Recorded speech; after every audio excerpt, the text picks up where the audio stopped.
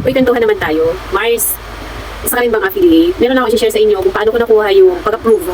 Approve ako sa account ko sa aking payment setting. Alam kong maraming namumblema nito. Lagi akong nakakabasa na lagi daw silang rejected, lagi silang naghihintay. Hintay is life. Pero Mars, kaya mo yan maghintay. Kayang-kaya yan. Huwag kang susuko. Maliit lang ng problema mo yan. Laki-laki ng commission mo. Hindi mo ma-withdraw dahil lang dyan. Basta, i-share ko lang dito kung paano ko na-approve. Isa din ako sa inyo na laging nare-reject at saka laging nagtatry. Tapos, naghihintay ka na lang lagi na sana ma-approve ka, gano'n, di ba? So, kung approve ka doon, di ba? Tuwang-tuwa ka na. Lumundag talaga ako sa tuwa nung approve ako doon.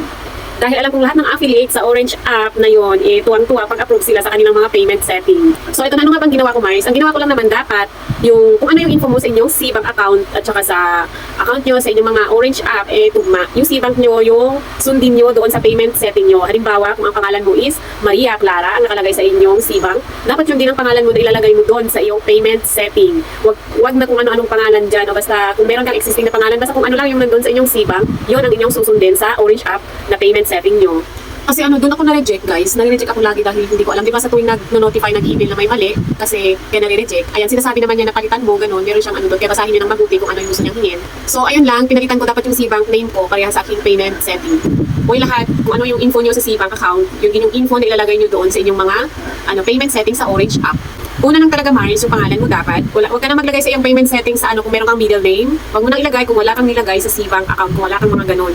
Basta kung ano lang talaga nakalagay na pangalan mo, yun yung ilagay mo. Ano yung address mo na nilagay mo, yun ang ilagay mo. Anong number bang nilagay mo, yun ang ilalagay mo. Dapat lahat tugma.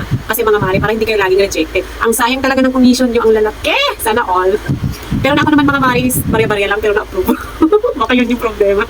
Pero hindi biro, yun yung ginawa ko kasi ako na-stress din ako, na-depress, nabalisa din. Ano ba yung gagawin ko para ma-approve na ako agad sa aking payment setting, gano'n. Tapos lagi mag-email. Mag-email yan, approve ka email. Tapos, maghihintay ka pa ng 1 week yata bago mag-appear sa inyong account yung approve.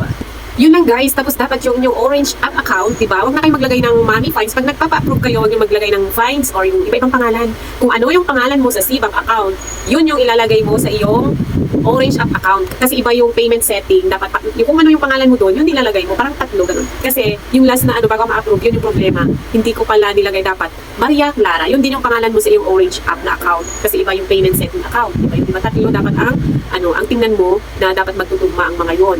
Then ayun, approve ako. Then nag-try ako ng dalawa. Kasi dalawa yung account ko sa aking pag-affiliate. Pinatos ko na yung lahat, Mars. Kasi iba-ibang kategory. Gusto ko kunin lahat. Charot.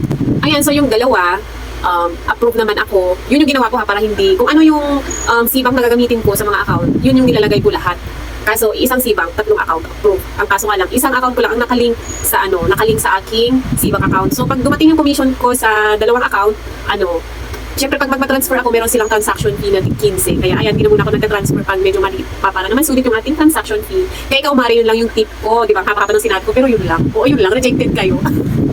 Well, Mars, kaya mo yan. Kaya mong hintayin. Kaya mong hintayin si Orange app. Ma-withdraw mo lang yung mga malaking commission nyo.